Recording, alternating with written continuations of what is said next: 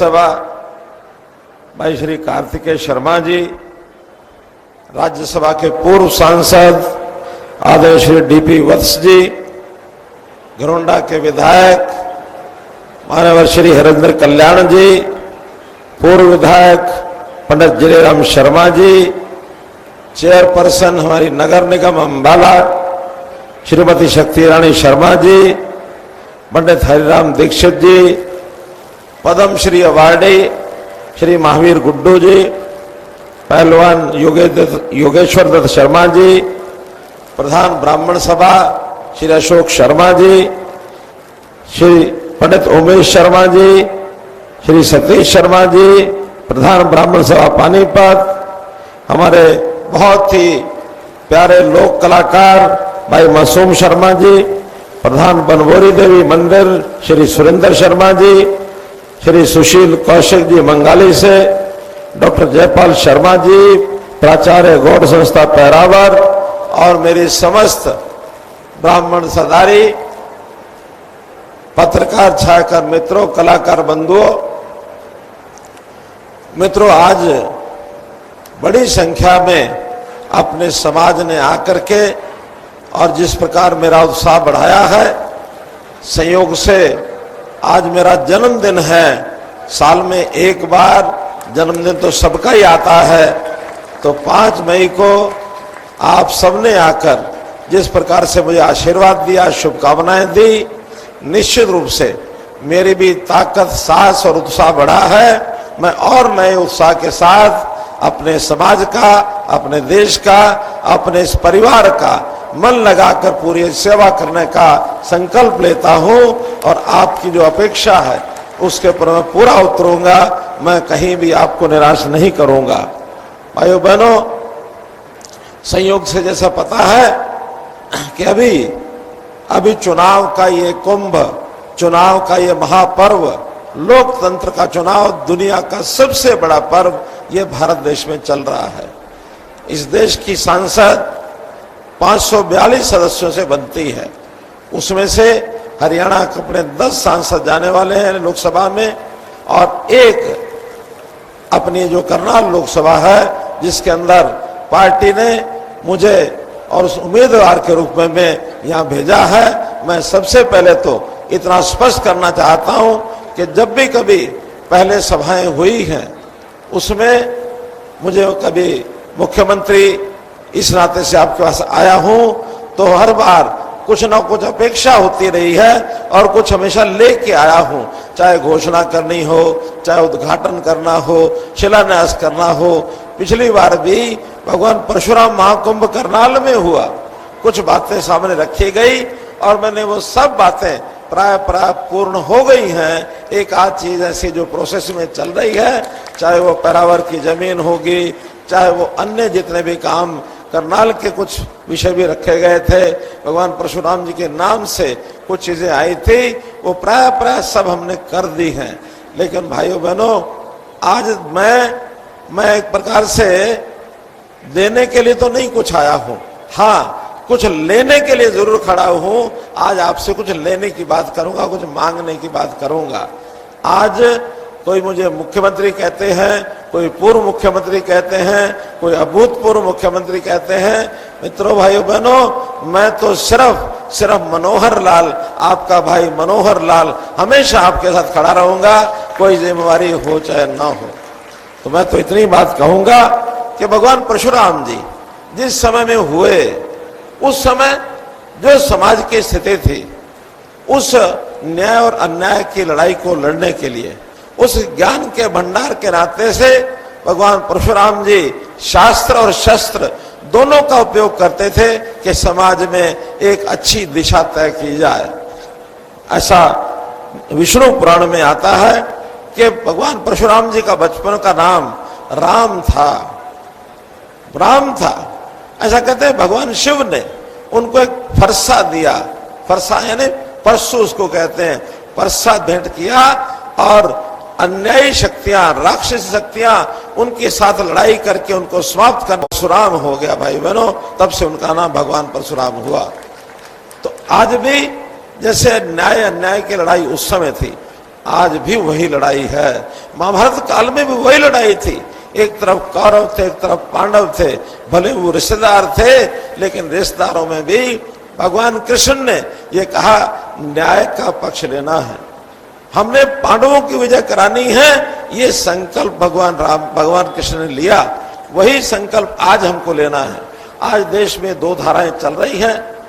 एक धारा समाज के अंदर अच्छे काम कर रही है, इस देश को जोड़ रही है। इस देश के अंदर जो राक्षसी वृत्ति है उसको समाप्त करने के लिए मोदी जी के नेतृत्व में देश में ताकतें काम कर रही हैं। कांग्रेस ने पिछले इतने सालों में देश में बहुत ऐसे कांटे बोए, चाहे कश्मीर की समस्या खड़ी की, पंजाब की समस्या खड़ी की, नॉर्थ ईस्ट में नागालैंड है, मणिपुर है, मेघालय है, आसाम है, उसको देश से अलग होने के लिए हमेशा वो प्रेरित करते रहे। नक्सलवाद बिहार से लेकर के और नीचे तमिलनाडु केरल तक देश के दो हिस्से करने का एक षड्यंत्र चलता था। मोदी जी ने आने के बाद सब कुछ समाप्त किया। मित्रों, भाई बहनों, सब समाप्त किया। उन्होंने तो आज देश को जोड़ा है। नक्सलवादियों ने अपने जो शस्त्र हैं वो आत्मसमर्पण कर दिए हैं। नॉर्थ ईस्ट के सब प्रदेश राष्ट्रभक्ति, राष्ट्रवाद को लेकर के और देश की मुख्य धारा में आ गए हैं। कश्मीर की 370 खत्म करने के बाद आज कश्मीर वैसा ही प्रदेश है जैसा प्रदेश आज हमारा हरियाणा है, उत्तर प्रदेश है, मध्य प्रदेश है, राजस्थान, गुजरात है। ऐसा ही प्रदेश जम्मू कश्मीर भी है। आज जम्मू कश्मीर से वो जो कश्मीरी पंडित वहां से पलायन करके आना पड़ा था, आज वहां की जनता सुखी है।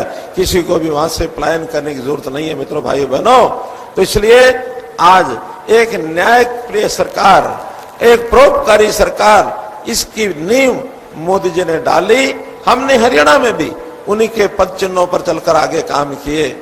मोदी जी गरीबों के भले के लिए सब कुछ गरीबों पर न्यौछावर करने के लिए तैयार हैं। वो कहते हैं कि देश के संपत्ति पर, देश के पैसे पर पहला अधिकार किसी का है तो वो है गरीब का, वो गरीब का। जबकि पहले जो कांग्रेस की सरकारें हमेशा कहती थी, उनके तो प्रधानमंत्री मनमोहन सिंह जी ने रिकॉर्ड पर कहा है कि देश की संपत्ति पर पहला अधिकार अल्पसंख्यकों का है। मित्रों, यहाँ अल्पसंख्यक धर्म के आधार पर अल्पसंख्यक होते हैं। हम अल्पसंख्यक को उनकी समस्याएं, गरीबी की समस्या तो हल करने के लिए तैयार हैं, लेकिन अल्पसंख्यक तुष्टीकरण वोट के बैंक के नाते से अगर कोई उपयोग करेगा तो उनको हम पछाड़ेंगे, उनका मुकाबला करेंगे। ये देश बहुसंख्यक समाज उसको पीड़ित नहीं होने देंगे। मित्रों, बहुसंख्यक में गरीब का अधिकार पहला है जिसको हम देंगे। हमारे समाज के भी जो इकोनॉमिकली बैकवर्ड ग्रुप है, ईपीबीजी जिसको कहते हैं, उसके लिए भी एक समस्या बनी थी। अभी 2 दिन पहले चीफ सेक्रेटरी से बात करके हमारे अशोक शर्मा जी कल मीटिंग करके आए ना, तो सारी की सारी समस्या उन्होंने हल कर दी क्या? नहीं, पूरी दीक्षित जी खड़े हैं, तो कोई अब इस प्रकार की समस्या बाकी नहीं बची है। तो मित्रों, भाइयों बहनों, मैं तो ये कहूंगा कि हम भी गरीबों के हित में, चाहे वो गरीब को मकान देने की बात आई हो, चाहे उस मकान में शौचालय की बात है, शौचालय दिया तो पानी साथ में दिया, पानी साथ में आया तो बिजली साथ में दी, बिजली साथ में दी तो गैस का सिलेंडर भी साथ दिया। और भाई, गरीब परिवार के कोई व्यक्ति बीमार होता है, उसको इलाज करने के लिए वो भी हमने आयुष्मान भारत के कार्ड सब गरीबों को दिए हैं, सब गरीबों को। और अब तो प्रधानमंत्री जी ने कह दिया कि जो बुजुर्ग हैं 70 साल की आयु के ऊपर के, उसका गरीब अमीर का हिसाब नहीं देखेंगे। कोई भी किसी आयु का भी एक जो बुजुर्ग है 70 साल से ऊपर का, उसके इलाज के लिए 5 लाख रुपया अलग से उनको रिजर्व करते, उनका बीमा कराएंगे। कोई बुजुर्ग का पैसा अब नहीं लगेगा। हमने हरियाणा में जो 1,80,000 की लिमिट किया गरीबी की, बाकी सारे देश में 1,20,000 की लिमिट है। हमने वो रेखा भी थोड़ा सा और बड़ी करके उसमें 15 लाख परिवार और जोड़े हैं। और यही नहीं, जो 1,80 से ऊपर 3 लाख तक के 7 लाख परिवार हैं, उनको भी कहा सिर्फ 1500 रुपया साल का दे करके आप भी 5 लाख रुपए के बीमे के हकदार बन सकते हैं। 7 लाख लोगों को उनको फायदा दिया है। मित्रों, क्या क्या गिनाया जाए, विषय बहुत है गिनाने के लिए। मैं तो इतना ही कहूंगा कि आज भी लड़ाई जो है न्याय अन्याय की है, पुण्य पाप की है, सच और झूठ की है। इसके अंदर हमारे विपक्षी सेना के लोग यानी कौरवों के लोग अफवाहें फैलाएंगे, पैसा खर्च करेंगे, लोगों को बहकाएंगे, लालच देंगे और लालच की बात तो कैसे स्वीकार करने लग गए हैं। हमारे हिसार के कैंडिडेट कांग्रेस के, उनसे पूछा हमारे पत्रकार भाई ने कि भाई बिना खर्ची बिना पर्ची की बात से आप कितना सहमत हैं। वो कहते हैं खर्ची तो कभी हमने भी चलने नहीं दी, चाहे मनोहर लाल को पूछ लो, पूछवा भी मेरे से रहे हैं, जबकि मुझे पता है कि कितनी खर्ची कहाँ लगती थी, सब पता है मुझे। लोग साथ में कहते हैं कि पर्ची तो चलनी ही चाहिए, अगर पर्ची नहीं चलेगी तो हम अपने लोगों को कैसे लगा सकेंगे। तो इस प्रकार का भेदभाव आज भी उनके दिमाग में घुसा हुआ है। आज भी वो गरीब आदमी को मेरिट के आधार पर नौकरी मिले, सामान्य आदमी को मेरिट पर नौकरी मिले, इसके हक में तो आज भी नहीं खड़े हैं। मित्रों, ये बहुत उनके पार्ट पर एक शर्म की बात है। ये सजग होना है तो हमको होना है कि हमको इस लड़ाई के अंदर समाज के हित में काम करे लोगों को आगे लाना है। उन नरेंद्र मोदी जी का हाथ मजबूत करना है जिन्होंने अपने देश को दुनिया में 5 बड़ी विश्व शक्तियां जो हैं, आर्थिक शक्तियां, उसमें लाके खड़ा कर दिया।